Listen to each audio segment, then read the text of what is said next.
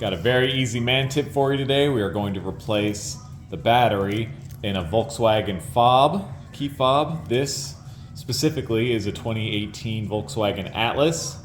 Real easy, all you need is a little flathead screwdriver, the right size batteries. We got our Energizer 2032s here.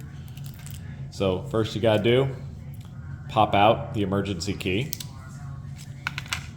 And then all we need to do is slide our screwdriver in this little seam right here until it pops. And it pops right out. Pop the battery out.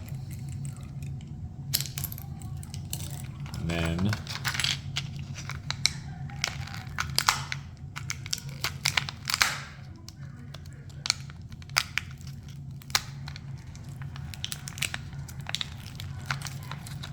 replace the battery. New battery, old battery, same number, same number. Put it back in place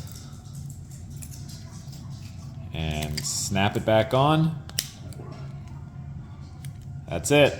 You've successfully replaced the battery. You don't have to go to the dealership because they will charge you a couple $100s for it or something, a lot.